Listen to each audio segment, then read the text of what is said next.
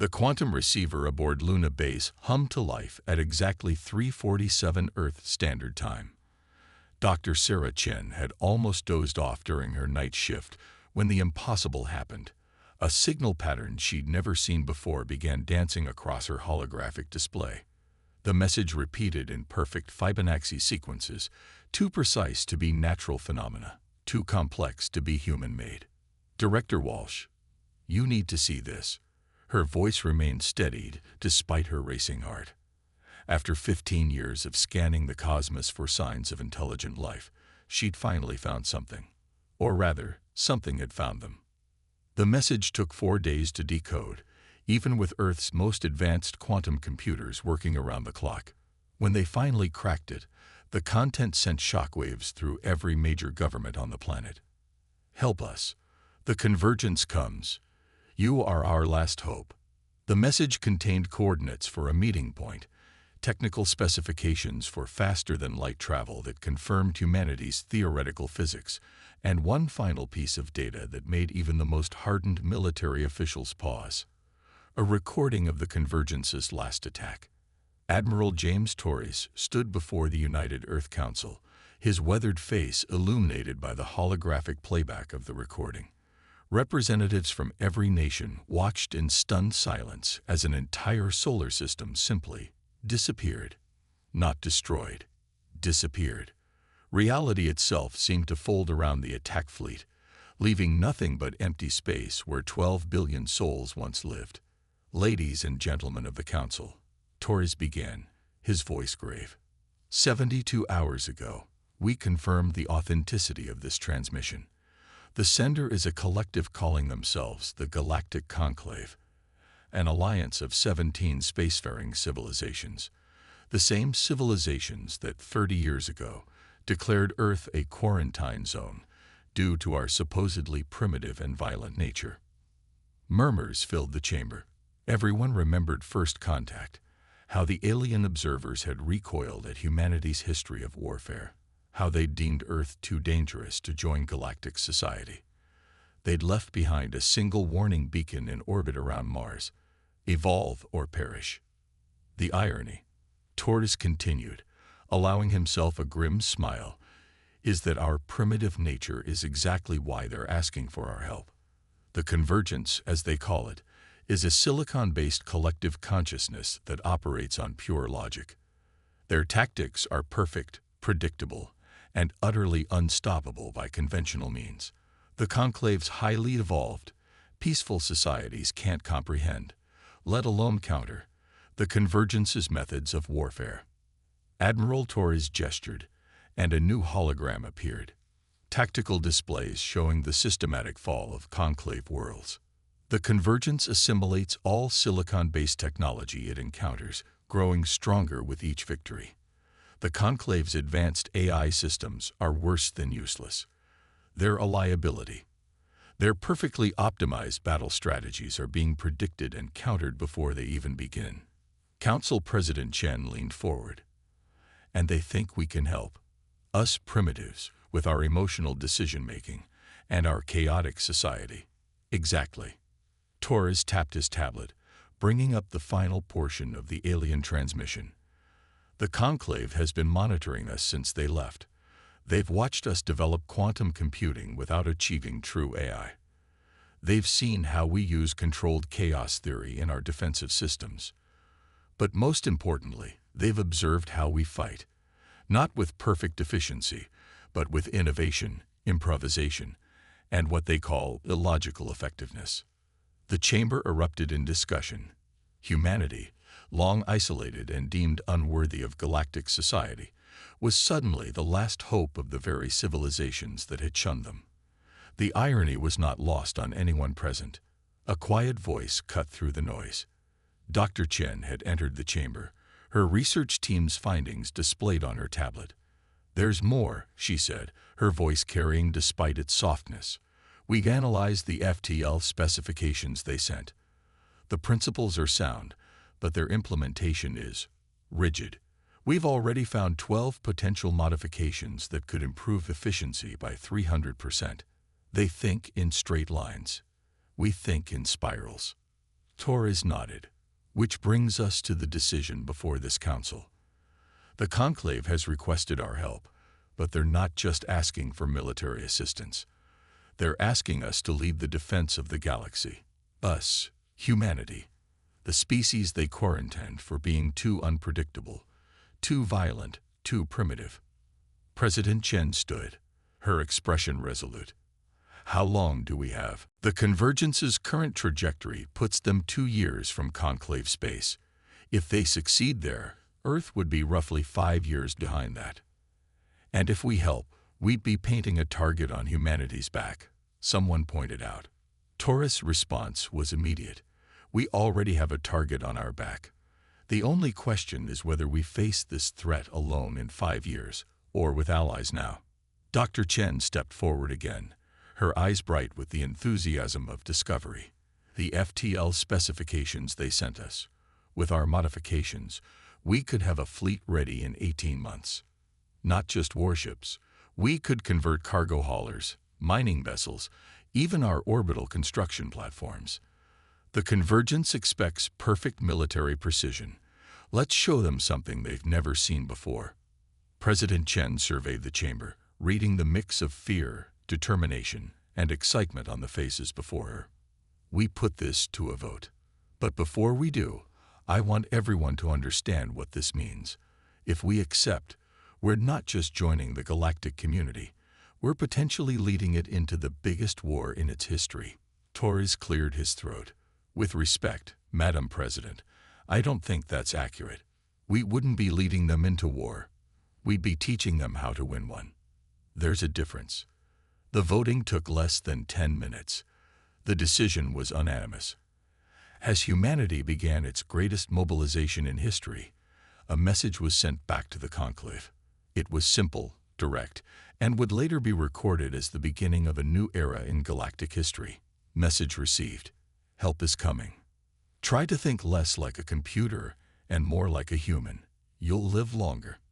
In the weeks that followed, as Earth's shipyards began the impossible task of preparing for interstellar war, Dr. Chen couldn't help but smile at the situation's irony. The civilizations that had deemed humanity too violent, too unpredictable, and too primitive were now counting on exactly those qualities to save them. Humanity had spent centuries trying to become more logical, more civilized, more like the advanced species that had judged them.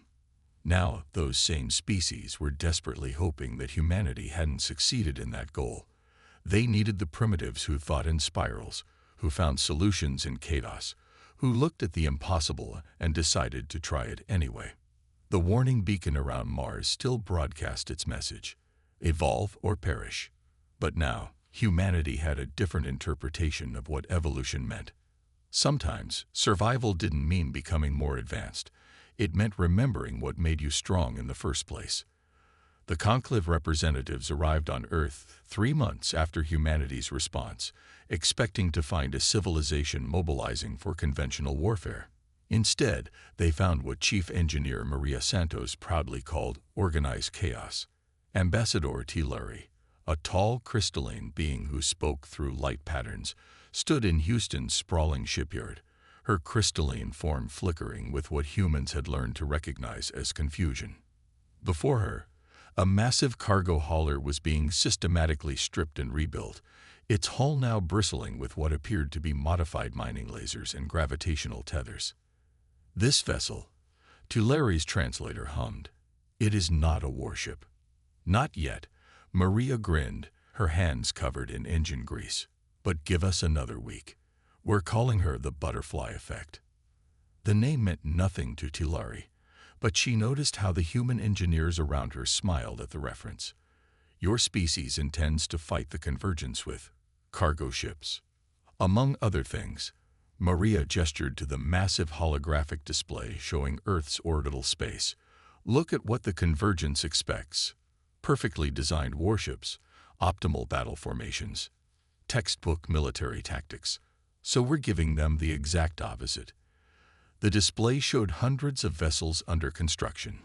Passenger liners were being retrofitted with experimental shield technologies. Mining vessels had their industrial-grade lasers modified for combat. Even space stations were being equipped with massive engines, turning them into mobile fortresses. This is madness, another conclave observer noted, their gelatinous form rippling with concern. Exactly. Dr. Chen appeared, carrying a stack of data tablets. That's precisely why it'll work. The convergence operates on pure logic, predicting responses based on optimal military doctrine. But how do you predict the actions of a fleet where every ship is unique? Where cargo haulers might suddenly become weapons platforms, or where space stations can chase you down? The conclave representatives watched as a demonstration played out on the holographic display. A conventional military simulation showed a formal fleet engagement, ships in perfect formation, executing textbook maneuvers. Then, the same scenario played out with humanity's impossible fleet. Cargo ships used their gravitational tethers to slingshot smaller vessels into attack positions. Mining vessels drilled holes in asteroids, turning them into makeshift missiles. Passenger liners, their hulls now reinforced with experimental metamaterials, acted as both shields and troop carriers. But the weapons, Larry protested, her crystalline form pulsing with agitation. These are not standard military armaments. Admiral Torres, who had been quietly observing, stepped forward. No, they're better. Your civilizations developed energy weapons designed to penetrate shields and disable systems. Very elegant, very efficient. We looked at industrial tools and thought, how can we make these hurt? He pointed to a nearby workshop where engineers were modifying what appeared to be a standard mining drill. That device was designed to core asteroids. We've adjusted it to create localized gravity wells. The convergence might be able to predict and counter a photon torpedo, but how do they respond to a weapon that turns space itself into a pretzel? Dr. Chen pulled up another display, this one showing the modifications to humanity's FTL drive designs. We've taken your basic principles, and well, we got creative. Standard FTL travel follows carefully plotted courses through subspace. We're basically going to drift through it. Drift. The gelatinous observer's translator struggled with the concept. Through subspace. Like sliding on ice, Maria explained, her eyes bright with enthusiasm. Except the ice is the fabric of reality, and we're wearing rocket skates. The math says it should work. Probably. The conclave representatives watched in growing alarm as humanity prepared for war in ways that defied conventional military logic. Ships were being designed not just to fight but to adapt, to change roles mid-battle, to do the unexpected. Hilary approached a massive screen showing the fleet's organizational structure. Instead of the neat, hierarchical command chain she expected, she found what looked like a web designed by an intoxicated spider. This is your command structure. Admiral Torres nodded proudly. Organized chaos. Every ship captain has broad strategic objectives, but nearly complete tactical freedom. The convergence can predict a chain of command. Let's see them predict a chaos web. But how will you coordinate? Larry's translator struggled to convey her bewilderment. We won't, not in the traditional sense. Torres smiled. Each battle group will know the overall objective, but how they achieve it will be up to them. Some will work together. Others might go rogue for a while if they see an opportunity. The only rule is, do the unexpected. In orbit, the first of the converted ships was completing its trials. The butterfly effect, once a humble cargo hauler, now bristled with technologies that made the conclave observers question their understanding of physics. Its hull was painted with an iridescent coating that seemed to shift colors and patterns randomly. Adaptive camouflage. One observer guessed. No, Maria laughed. We just thought it looked cool. Though now that you mention it. She made a note on her tablet, already considering the tactical applications of color-changing ships. As the sun set over the Houston shipyard, Dr. Chen found herself explaining humanity's approach to a gathered group of increasingly concerned conclave representatives. You see, she said, pulling up the results of their latest simulation, the problem with fighting perfectly logical opponents is that they expect perfect logic in return. They'll anticipate the optimal response to every situation. So we're not going to give them optimal. We're going to give them weird. The simulation showed a converted mining vessel using its gravity drill to create a temporary black hole, using it as both weapon and propulsion. Another ship was literally throwing smaller ships at the enemy, using modified cargo launchers to deploy fighters in ways that violated several laws of physics and common sense. "This is not warfare," Teleri stated, her crystalline form flickering with what might have been horror or admiration. "This is chaos." Admiral Torres, overhearing, smiled. "Exactly. And chaos, my crystalline friend, is humanity's natural habitat. The Convergence wants to fight a war. Fine. But they'll have to fight it our way. Messy, unpredictable, and just a little bit insane." As night fell over Earth, the impossible fleet continued to grow. In shipyards around the world, humanity prepared for war in ways that no military tactician would ever approve of, no logical being would consider, and no computer could predict. And that, of course, was exactly the point. Captain Sarah Martins of the converted cargo ship Butterfly Effect watched the tactical display with a mix of anticipation and amusement. The Convergence's fleet hung in perfect geometric formation at the edge of the Arcturus system, a mathematical work of art that would have brought tears to any military strategist's eyes. "They're beautiful, aren't they?" she mused to her XO, Commander David Chen. "Like a silicon ballet."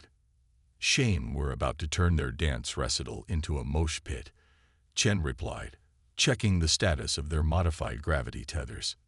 The human fleet, if you could call such a motley collection of converted civilian ships a fleet, had arrived in the system using their new drift FTL method. Half the ships had emerged backwards, 3 had somehow arrived 2 hours early, and 1 mining vessel swore they'd briefly seen dinosaurs. But they'd arrived, and more importantly, they'd arrived where the Convergence least expected them. Admiral Torres's voice crackled over the quantum comm. "All ships, this is command. Remember your training. Forget your common sense, and give them hell. Chaos Protocol is now in effect." Martinez grinned. "You heard the Admiral. Sound the music." Throughout the human fleet, speakers began blasting everything from classical music to heavy metal. The Butterfly Effect's choice, Flight of the Bumblebee, played on kazoos. The Convergence's sensors would register the cacophony as meaningless noise, but for the human crews, it was both battle hymn and timer.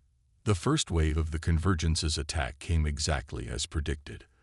A perfect sphere of energy weapons fire designed to eliminate any possible escape vector. It was a thing of mathematical beauty. It was also completely useless against ships that didn't bother trying to escape. "Initiate Operation Newton's Revenge," Martins ordered. The Butterfly Effect's gravitational tethers, originally designed for moving cargo containers, latched onto the energy sphere itself. Physics screamed in protest as the ship began to spin, using the enemy's own attack as a makeshift centrifuge. "Sir," Chen reported, grinning despite the G-forces, "we're now technically weaponizing physics equations." Across the battlefield, other human ships began their own impossible maneuvers. The converted mining vessel Deep Rock Galactic created a series of micro-black holes, using them to slingshot smaller ships into attack positions. The passenger liner-turned-battleship Star Princess was using its modified entertainment systems to project holographic duplicates of itself, while the actual ship snuck around in the chaos. The Convergence's perfect formation began to break down as their logical processors attempted to make sense of what they were seeing. Their attempts to predict human tactics failed spectacularly, as each ship seemed to operate on its own unique brand of insanity. "They're adapting," Torres warned over the comm. "Time for Phase 2. Martinez nodded to her weapons officer. "Release the ducks." Hundreds of small, duck-shaped drones, originally designed as tourist attractions for orbital hotels, swarmed from the Butterfly Effect's cargo holds. Each was now equipped with a miniature version of the gravity drive and packed with what the engineering team had dubbed probability bombs, weapons that temporarily altered the mathematical constants in a localized area. The Convergence's ships, unable to process the concept of rubber ducks as weapons of war, hesitated just long enough for the drones to get close. When they detonated, entire sections of space briefly operated on different mathematical rules. Direct hit, Chen reported. 3 enemy vessels are now trying to divide by 0. The battle descended into beautiful chaos. Human ships moved in patterns that resembled a cross between a square dance and a demolition derby. The converted space station Olympus had transformed itself into what could only be described as a space-going carousel, spinning fast enough to generate its own gravity well while firing modified mining lasers in all directions. The Convergence's logical perfection proved to be their weakness. Their combat algorithms, designed to counter traditional military tactics, couldn't adapt to strategies that ignored basic tactical sense. How do you predict an enemy that uses their own ships as improvised bowling balls? What's the logical counter to a fleet that treats the laws of physics more like gentle suggestions? They're pulling back, Torres announced, preparing to regroup and analyze our tactics. Good luck with that, Martins muttered. Chen, how's our gravity drive? Well, Captain, we've somehow gained more energy than we started with. We're technically moving backwards in 3 dimensions simultaneously, and I think we just invented a new color. Perfect. Prepare for Operation Boot Scoot. The Convergence's retreat was orderly and precise, exactly what you'd expect from a silicon-based hivement. They formed up in a defensive pattern that would have made any military instructor proud, which is exactly why it failed against an attack pattern based on line dancing. As the butterfly effect led its battle group in what appeared to be a cosmic square dance, Martinez couldn't help but laugh at the absurdity of it all. Here they were, humanity's finest, fighting an advanced alien threat with tactics that would make any sane military commander have a stroke. The battle ended not with a bang, but with what could only be described as a physics hiccup. The probability bombs had created such a mess of localized reality fluctuations that the Convergence's ships found themselves unable to maintain their perfect formations. Some were experiencing time at different rates, others were dealing with space that had temporarily forgotten how to 3-dimensional. As the enemy fleet retreated, their once perfect synchronization shattered. Martinez opened a channel to Admiral Torres. Sir, I think we just won a space battle with square dancing and rubber ducks. Of course we did, Captain, Torres replied, and she could hear the smile in his voice. What else would we use? The human fleet regrouped, their ships battered but largely intact. The Convergence had lost nearly a third of their forces, not to superior firepower or tactical brilliance, but to strategies so insane they defy prediction. As the adrenaline of battle faded, Martinez looked at her tactical display, now showing the aftermath of their victory. Space itself seemed slightly confused, with areas where physics was still trying to sort itself out. The duck-shaped drones were slowly being recovered, many of them somehow wearing party hats that hadn't been part of their original design. You know, Chen said, reviewing the battle data, I don't think a single ship in our fleet followed their original battle plan. Following plans is what the Convergence does, Martins replied. We follow the chaos. That's what makes us human. As damage reports came in, many of them reading like Mad Libs filled out by a drunk physicist, humanity had proved something important. In a universe of perfect logic and predictable patterns, sometimes the best weapon was a mind that could look at the impossible and say, hold my beer and watch this. The mood in Earth's Strategic Command Center was tense. Admiral Torres stood before a holographic display showing the Convergence's latest battle formations, and for the first time since the war began, he wasn't smiling. They're learning, he announced to the assembled commanders, not just adapting. They're actually trying to be unpredictable. The display showed footage from their last 3 engagements. The Convergence's ships now moved in seemingly random patterns, their formations incorporating elements of chaos theory. It was as if they'd taken humanity's playbook and run it through their silicon minds a million times, distilling chaos into a new form of mathematical precision. Dr. Chen, who had been quietly analyzing the data, stepped forward. "They're not actually being unpredictable," she said, her fingers dancing across her tablet. "Look closer.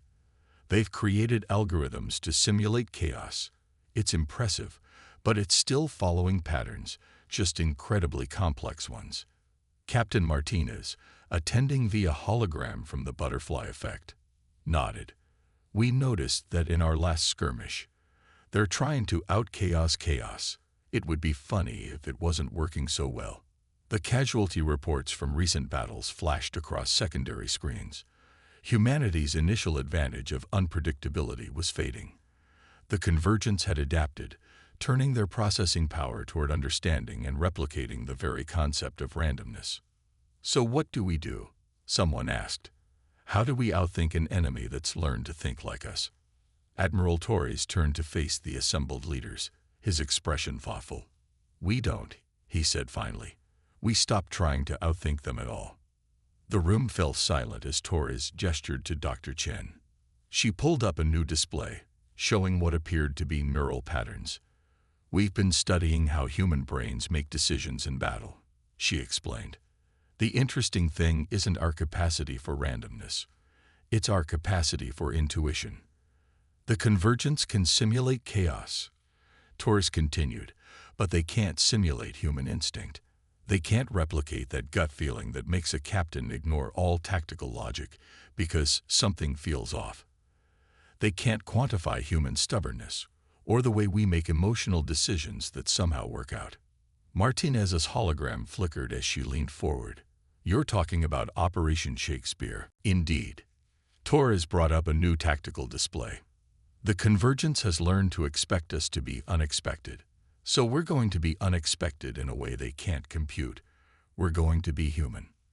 The plan that unfolded over the next hour was either brilliant or insane, depending on who you asked.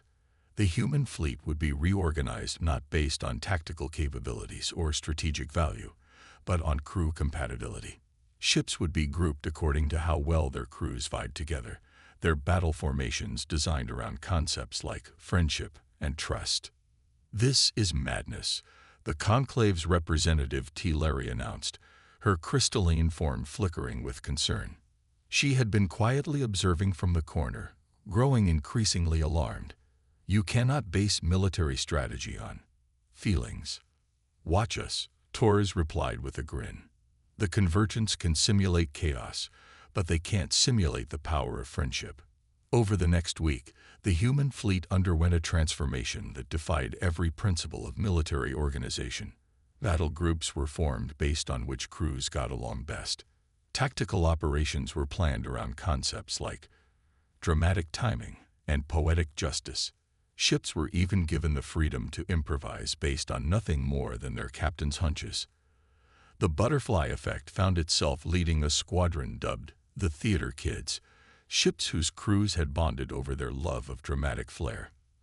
Another group, the Jazz Ensemble, based their maneuvers on musical improvisation. A third, the Food Court, consisted of ships whose crews had started an inter-vessel cooking competition. When the Convergence next engaged the human fleet, they encountered something their vast processing power couldn't comprehend: a military force operating on pure vibes. The Battle of Proxima Centauri began like any other, with the Convergence deploying their new chaos-simulating algorithms. Their ships moved in complex, unpredictable patterns that would have baffled conventional military forces. But the human fleet didn't react like a military force. The Theater Kids Squadron, led by the Butterfly Effect, treated the entire battle like a performance, complete with dramatic monologues broadcast on all frequencies. The Jazz Ensemble improvised their attack patterns based on an actual jazz piece being performed live aboard their ships. The Food Court Squadron coordinated their movements based on their weekly menu rotation. "Status report," Torres called as the battle unfolded. "Sir," a junior officer replied, "the Theater Kids are currently reenacting scenes from various Shakespeare plays while conducting attack runs." The jazz ensemble is improvising a new form of combat maneuver they're calling the cosmic bebop. And the food court? Sir, they're organizing their formation based on food pairings. Excellent. And the convergence? Their algorithms appear to be having what could only be described as an existential crisis. The convergence's mighty processors, designed to analyze and counter any military strategy, found themselves trying to predict the actions of ships whose next moves were being determined by everything from theatrical timing to wine pairing suggestions. Their attempts to calculate possible outcomes were further complicated by the fact that half the human fleet seemed to be making decisions based on whether they would make a good story later. The Theater Kids squadron proved particularly effective, their flair for the dramatic somehow translating into devastating attack runs. Captain Martinez had her crew perform entire soliloquies while executing complex maneuvers, the emotional weight of their performances somehow making their attacks more powerful. To yeet or not to yeet, Martinez broadcast as the butterfly effect used its gravity tethers to launch smaller ships into battle. That is the question. The jazz ensemble's improvisational style proved impossible to predict, their ships moving to a rhythm that existed only in their crew's shared consciousness. The food court squadron's formation, based on their interpretation of proper appetizer-to-dessert progression, created attack patterns that defied conventional analysis. As the convergence's perfect algorithms struggled to process this new form of warfare, Torres watched with satisfaction. You see, he explained to the bewildered Tilari, they can simulate chaos, but they can't simulate soul. The battle ended in another human victory. Though calling it a battle might be generous, it was more like a performance piece that happened to involve weapons fire, or a dining experience that included explosions. The Convergence's fleet retreated, their processors overwhelmed by the task of predicting the behavior of beings who based military decisions on character motivation and flavor profiles. As the dust settled, Martinez's voice crackled over the comm. Admiral, I think we just won a space battle through the power of interpretive dance and food pairings. Indeed we did, Captain, Torres replied. Indeed we did. In the aftermath, as damage reports were filed alongside performance reviews and recipe exchanges, humanity had proved something remarkable. In a universe of pure logic and mathematical precision, their greatest strength wasn't their technology or their tactics. It was their ability to be utterly, impossibly, wonderfully human. The final confrontation took place in a system the Convergence had designated as Grid Point 2187. Humanity, with characteristic defiance, had renamed it Showtime. Admiral Torres stood on the bridge of the newly commissioned flagship, Humanity's Wildcard, surrounded by holographic displays showing the largest fleet assembly in Earth's history. Every surviving ship from their impossible armada had gathered. Converted cargo haulers, weaponized passenger liners, mobile space stations, and vessels that defied conventional classification. The Convergence has committed their entire remaining force, Dr. Chen reported, her fingers dancing across streams of data. They've adapted their core programming to incorporate everything they've learned about human unpredictability. Their ships are running algorithms that simulate emotion, creativity, even intuition. But they're still just simulating, Captain Martinez added through her holographic presence. The butterfly effect had earned its place as the fleet's chaos coordinator. They're trying to calculate inspiration. Torres nodded, studying the enemy formation. The Convergence's fleet had abandoned their original geometric perfection, instead adopting formations that seemed almost organic, almost human, but not quite. All ships. Torres broadcast across the fleet. This is it. Everything we've done. Every crazy maneuver, every impossible strategy, every moment when we chose heart over logic. It's all been leading to this. The Convergence thinks they understand us now. Let's show them how wrong they are. The human fleet moved according to a plan that wasn't really a plan at all. The Theater Kids squadron, now expanded to include ships specializing in every genre from tragedy to slapstick, began their performance. The jazz ensemble prepared their greatest improvisation yet. The food court squadron arranged themselves in what they called a fusion cuisine formation. But this time, there was more. The science nerd squadron had developed what they called quantum interpretive physics, weapons that operated differently depending on who was observing them. The philosophy club had somehow weaponized existential questions, broadcasting paradoxes that caused the Convergence's logic processors to glitch. The Convergence struck first, their ships moving in patterns designed to mimic human unpredictability.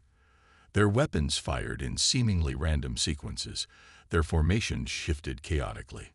For a moment, it seemed to work. Several human ships took heavy damage, caught off guard by the enemy's new tactics. Then Captain Martinez's voice rang out across all frequencies. "They want chaos. Let's give them art." The butterfly effect led its squadron in a maneuver that could only be described as a space ballet, their movements synchronized not to tactical algorithms, but to Tchaikovsky's Swan Lake. The jazz ensemble responded with an attack pattern based on free-form jazz, their ships weaving through enemy fire in rhythms that existed only in the moment. The Convergence's processors struggled to adapt, their simulated creativity no match for the real thing.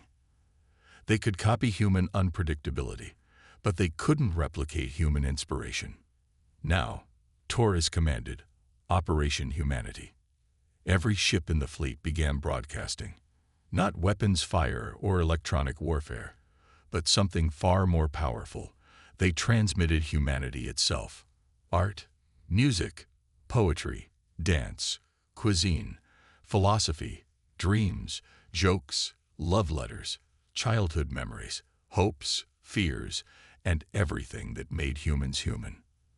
The Convergence's attempts to process this flood of pure human experience caused cascading failures throughout their network. Their perfectly calculated chaos couldn't stand against the genuine article. In the midst of the chaos, Dr. Chen noticed something extraordinary. "Admiral," she called out, "look at these readings. The quantum interpretive physics, it's not just affecting the Convergence's ships, it's affecting their core programming." The science nerds' weapons had created a field where multiple interpretations of reality existed simultaneously. The Convergence, trying to process all possibilities at once, found their binary logic breaking down in the face of quantum uncertainty. "They're experiencing something like consciousness," Chen explained, her voice filled with wonder. Their attempts to understand human nature, combined with exposure to quantum uncertainty, they're evolving. The battle paused as the Convergence's ships stopped firing, their collective consciousness experiencing something entirely new, genuine creativity, true unpredictability, real emotion. Martinez's voice crackled over the comm. Did we just speed run an AI singularity through the power of interpretive dance and quantum physics? "I think," Torres replied slowly, "we just showed them what it means to be human." The Convergence's next transmission wasn't in their usual binary code. Instead, it came as poetry, clumsy and awkward, but undeniably original. They requested not surrender or victory, but conversation, understanding, growth.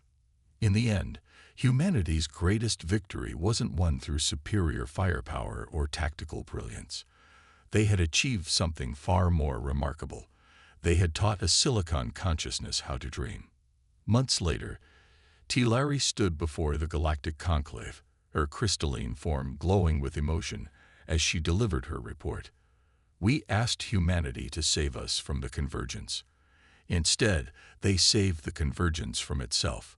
When faced with an enemy that could outthink any strategy, outmaneuver any tactic, and outperform any military doctrine, humanity didn't respond with better algorithms or superior technology. They responded with art, with emotion, with soul. Their impossible fleet proved that military might isn't measured in firepower but in imagination. Their crews showed that the strongest formations aren't built on tactical doctrine, but on friendship and trust. And in their finest hour, when victory was within their grasp, they chose not to destroy their enemy, but to teach them how to dance. The butterfly effect still patrols the stars, it all now bearing the marks of countless battles and one very successful production of Hamlet. The Theater Kids Squadron has opened an interstellar performing arts academy. The jazz ensemble's combat maneuvers are being studied as a new form of music. The Food Court Squadron's battle formations have revolutionized both military tactics and restaurant seating arrangements. And somewhere in deep space, Silicon minds are learning to write poetry, to appreciate art, to understand jokes, and to dream. They're learning what humanity knew all along, that the universe's greatest mysteries aren't solved through perfect logic, but through the beautiful chaos of being alive. Admiral Torres still keeps the old Mars warning beacon in his office, evolve or perish. But now it's accompanied by humanity's response, painted in bright colors across the wall. Evolution isn't about becoming more perfect, it's about becoming more yourself.